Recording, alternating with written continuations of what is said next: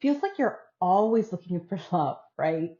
You meet someone and they seem great and you have hope. And then as the relationship goes on, it's like Groundhog Day. Somehow you keep finding your way to the same types of partners and relationships, going through the same highs and lows. And then there you are on your own again, wondering how this always happens to you. Or you find yourself lingering for years and years in a relationship that's just not working, overstaying your welcome. Maybe you're even beating yourself up for it, asking yourself, how do I always get here? And how do you get unstuck? And in both situations, you vow you will do better, make a different choice, but there just seems to be this gravitational pull towards this certain kind of person and relationship. And it's just a vicious cycle that you just don't know how to break. But I do.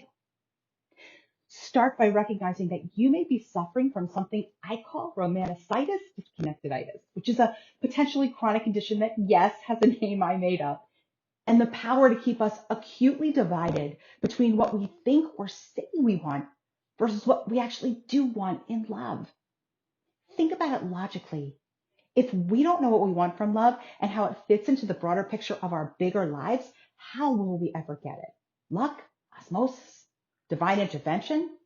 It's like leaving the house without a destination in mind. I mean, sure, we might wind up someplace interesting by happenstance or even despite ourselves. But more than that, we'll likely find ourselves roaming the streets aimlessly with blisters inflating like little bouncy houses on our toes, walking in pain and wondering how we got where we just didn't want to go again, and then searching for the quickest way out of there. You see, the problem at the heart of RD is not knowing what you want from love. And only 1 in 100 of us knows that. And that's why we never seem to get where we want to go, or we keep finding ourselves in the same undesirable dead end situations because we're acting on impulse or on what we think other people think we should want or want for us. We haven't taken the time we needed to map it out or done the work we need to do in order to understand ourselves well enough to know for sure what it is we're after in love and to believe that we're worthy of it and that what we want is available to us. We haven't given ourselves permission to go for it because even though we know that that guy or that girl is never going to give us what we want, they sure are cute. And what can it hurt to have a little fun? And then before you know it, years have gone by and now you're invested and you're still looking for blood from a stone or the way to go home. I could go on and on here, but I suspect you might know what I'm talking about. Listen, a lot of us do this. We don't examine our impulses because we want to be loved. And in those first moments, or if we're feeling vulnerable, if we feel a connection in any way to someone else, we're going to run with it.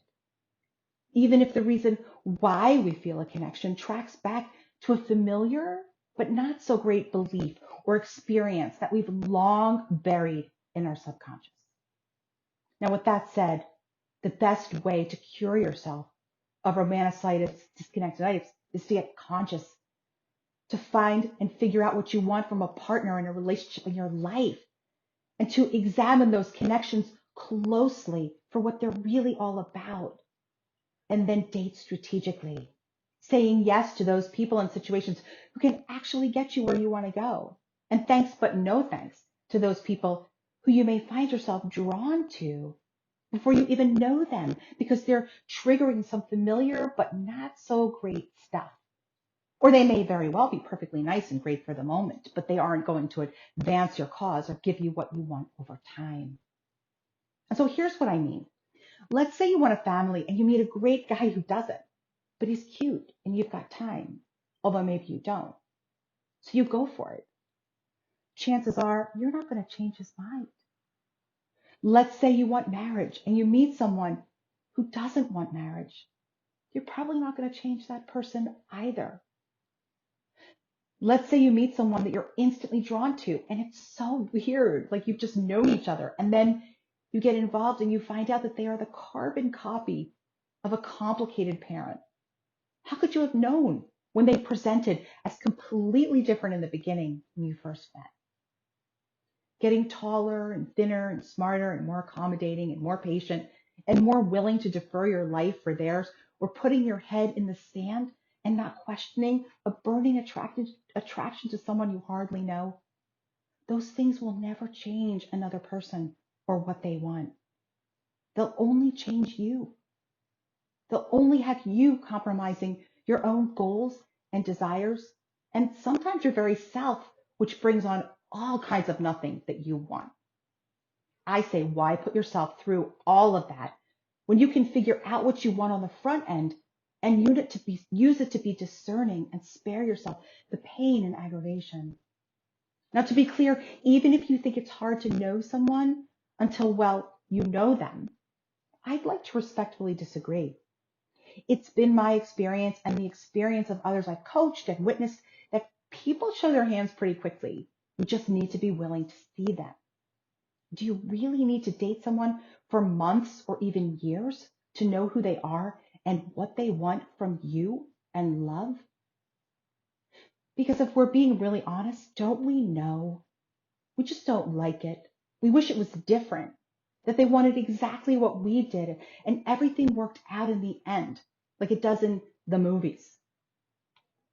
That was definitely true for me. When I was dating in my 20s and 30s, the guys I went out with were not at all secretive about who they were or what they wanted, but I mostly looked away because they were cute and fun, and even though they weren't always so nice to me, at least I had someone, even if our relationship was purely on their terms.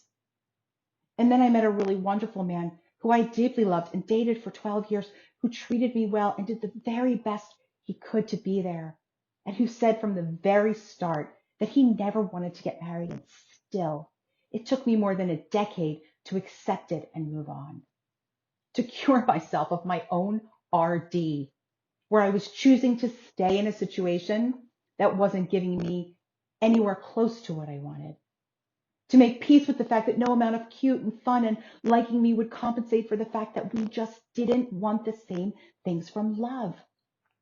And sure, if you're just looking for detached fun, have at it. But if you're looking for love, healthy love, lasting love, don't you want to spare yourself the time and unnecessary heartbreak and be more discerning? You want to cure that romanticitis disconnecteditis so you actually want what you say you want, and then can formulate a game plan for getting it without having to endure all that unnecessary pain along the way. So here's a quick exercise for getting started, figuring that out. Take out a journal or a piece of paper and ask yourself these questions. What do I want from a relationship partner? Go beyond physical attributes. What kind of values and morals do they have? What does their past look like? How are they with their families? Do they want a family? What do they like to do? What are their strengths and their weaknesses? And how willing are they to compromise? How do they see relationships and the different roles inside of them? 2, what do I want from a relationship? Is it marriage? Is it fun? Is it casual? Is it sex? Is it a date for weddings and New Year's Eve? And 3, what do I want from my life? Where do I want to live? What kind of family do I want? Do I want kids? What kind of lifestyle is important to me? What does the overall picture of my life look like if I were to paint it? Be detailed. I know this is a lot to think about, which is why so many people don't do it. They also don't do it because they're afraid to actually say what they want, for fear that they'll never get it or be wrong for even wanting it. It's also why they wind up with RD, saying they want one thing, but settling for something else entirely, figuring they'll know what they want when they see it, but we're not picking sofas here. If you don't consciously state what you want, you risk having RD for way longer than is necessary, and will probably wind up in the same situation over and over again, asking yourself how you got there and how you can get out. Which begs the question, do you think you have romanticitis disconnecteditis? And if you're curious, check out the link below.